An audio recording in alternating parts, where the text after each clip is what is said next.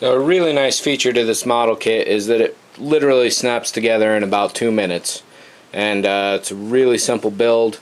It's certainly good enough just by doing the outside that you don't need to do the inside. If you do the inside, then it's going to be even that much more, really.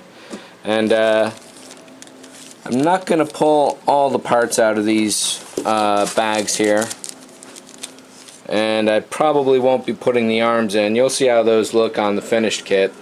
I want to keep this relatively simple here, but seeing the piece together, it's definitely a good size. You know, certainly not a bowling ball, but definitely a really great size kit. It's unobtrusive enough to sit on a shelf, and yet has enough presence when you're up close to it that it really fills your attention.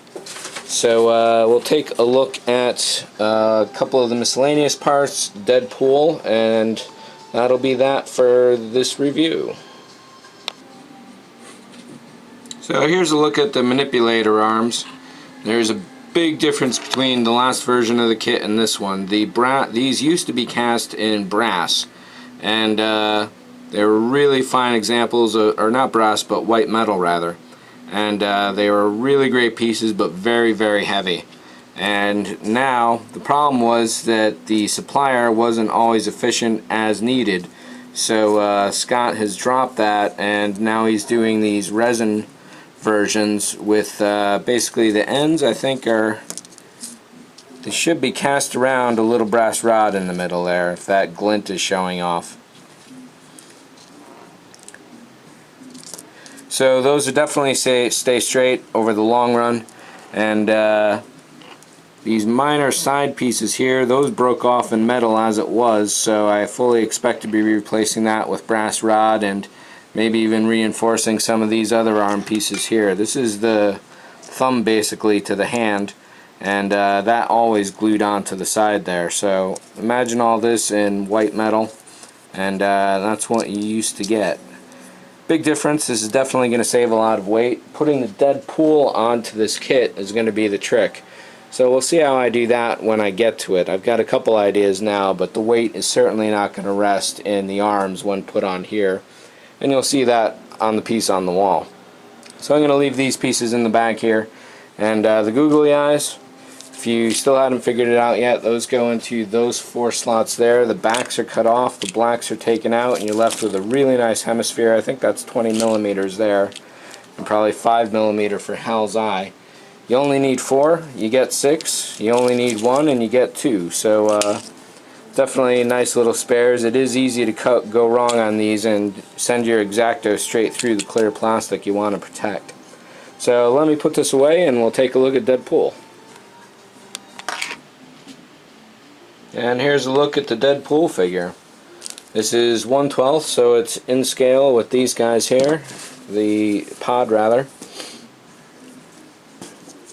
So if we put them on the back side there, that's definitely fitting in them.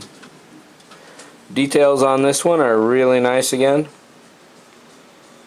Paneling on the sides is well executed.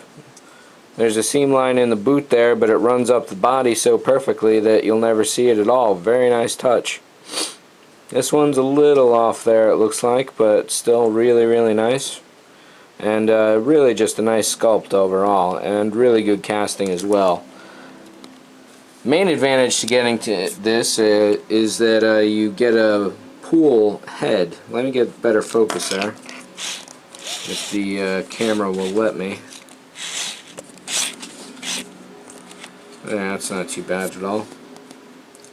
So yeah, it's definitely not a pool as far as the looks, but it does give you an alternate head. So if you want to put this head on the pod body that sits in there and paint the body in there yellow, you can have Poole going out to meet his fate rather than being dead like this. So a spare head would definitely give you some options there if Scott ever does that with the kits.